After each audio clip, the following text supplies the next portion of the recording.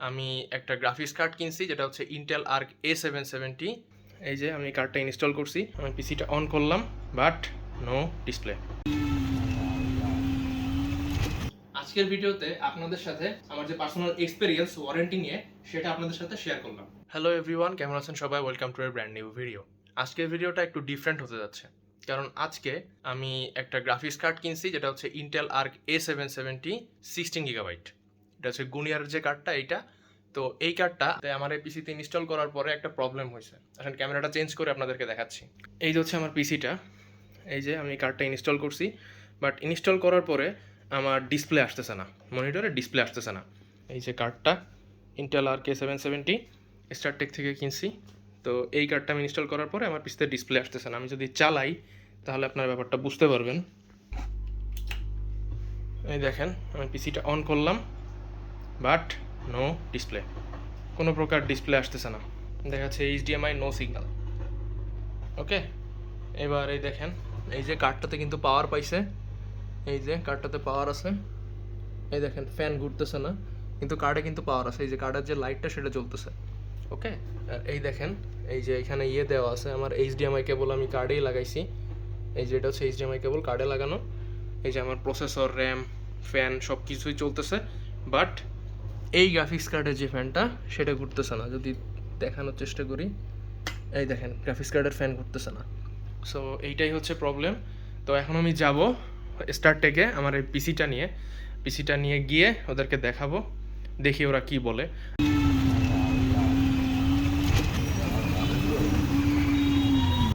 তারপর দেখতে পাচ্ছেন স্টারটেক থেকে আমি ফিরে আসছি, আর আমার গ্রাফিক্স কার্ডটা ওরা চেঞ্জ করে দিছে। আমি কিনছিলাম হচ্ছে বৃহস্পতিবারে, আর আজকে হচ্ছে শনিবার। বৃহস্পতিবারে আমি গানিয়ারের যে কার্ডটা আর্ক A770 16 GB, ওই কার্ডটা কিনছিলাম 38,000 টাকা দিয়ে। তো ওই কার্ডটাতে যে প্রবলেম হয়েছে, আমি হচ্ছে কিনে নিয়ে বাসায় এসে নিজে হাতে লাগাইছি, আমি পিসি নিয়ে গেছিলাম না। লাগানোর পরে আমার পিসিতে ডিসপ্লে আসতেছিল না, যেটা আপনারা প্রথম ক্লিপেই দেখছেন। তো তারপরে ওখানে যাওয়ার পরে ওরা হচ্ছে, আমি পিসিটা নিয়ে গেছি ডাইরেক্ট এবার, যাতে ওরা পুরো সিস্টেমটা চেক আপ করতে পারে। তো পিসিটা নিয়ে যাওয়ার পরে ওরা ফুল সিস্টেম চেক আপ করছে। আমার আগের গ্রাফিক্স কার্ডটা খুলে তারা একটা RTX 1030 অথবা 1050 হবে যে কোনো একটা, ওই RTX কার্ড লাগায় দেখছে যে আসলে আমার মানে পিসিতে ডিসপ্লে আসে কিনা। তো দেখলো যে হ্যাঁ ডিসপ্লে আসছে, এবং তারপরে তারা আরো কিছু মানে চেক টেক করলো, চেক টেক করে তারা ডিসাইড করলো যে না, গ্রাফিক্স কার্ডে প্রবলেম।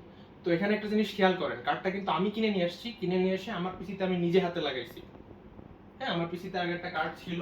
এর আগে আমি যে গ্রাফিক্স কার্ডটা ইউজ করতাম সেটা হচ্ছে এই যে এই গ্রাফিক্স কার্ডটা আমি ইউজ করতাম। এটা হচ্ছে রেডিয়ন RX 6700 12 GB। এই গ্রাফিক্স কার্ডটা আমি ইউজ করতাম। তো এইটা খুলে আমি আমার ওইটা লাগাইছি। এখন তারপরে লাগানোর পরে ফল্টটা পাওয়া গেছে। ওরা কিন্তু জানে না যে কার্ডে ফল্ট আছে কিনা, বিকজ ওরা কিন্তু নিজেরা লাগায় নাই। তো এইখানে ওরা কিন্তু আমাকে যদি ইচ্ছা করতো তাহলে কিন্তু জটিলতায় ধরাই দিতে পারতো, যে আপনি কার্ড লাগাইতে যায় কার্ডটা নষ্ট করে ফেলছেন। এটা কিন্তু ওরা বলতে পারতো, কিন্তু ওরা এই কথাটা একবারও বলে নাই। যে জন্য স্টারটেকের সার্ভিস সেন্টারকে আমার পক্ষ থেকে আমি থ্যাঙ্কস দিচ্ছি, যে আমাকে তারা কোনো জটিলতার মধ্যে ফেলে নাই। মনে করেন না যে আমি স্টারটেকের মার্কেটিং করতেছি, তাদের কাছ থেকে আমি যে সার্ভিসটা পাইছি আমি সেটাই আপনাদেরকে জানাচ্ছি। তাদের কাছ থেকে আমার এই কার্ডটা কেনা, এই পুরো পিসিটা তাদের কাছ থেকে কেনা। কিন্তু এখানে আরেকটা ব্যাপার আছে। আপনারা অনেকেই বলতে পারেন যে আমি তো ইউটিউবার, যে কারণে আমাকে এক্সট্রা ফ্যাসিলিটি দেওয়া হয়েছে। ভাই বিশ্বাস করেন, তারা জানে না যে আমি ইউটিউব চ্যানেল চালাই। বিলিভ মি অর নট, যদি আমি তাদেরকে বলতাম সেইভাবে, তারা আমাকে আরো ফ্যাসিলিটি দিত, আমি পুরো প্রসেসটাই ভিডিও করতে পারতাম। তারা ওইখানে যে শপের যে লোকজন আছে তারা এসে আমার সাথে ক্যামেরায় কথা বলতো, আমি পুরো ব্যাপারটা রেকর্ড করতে পারতাম আরেকজন ক্যামেরাম্যান নিয়ে যায়।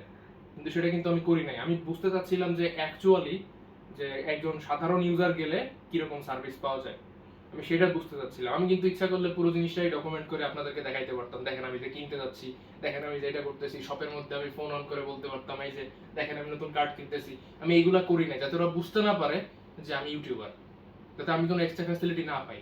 কিন্তু তাদের কাছ থেকে আমি কোনো প্রকার কোনো প্যারা পাই নাই, কোনো সমস্যা পাই নাই।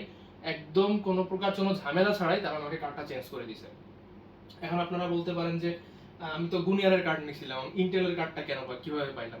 উনি আমাকে দুইটা অপশন দিছিল, যে ভাই আমরা এই কার্ডটা ওয়ারেন্টিতে পাঠাবো, ওয়ারেন্টি থেকে মানে ঠিক হয়ে আবার আসবে, এতে আপনার কিন্তু সময় নষ্ট হবে।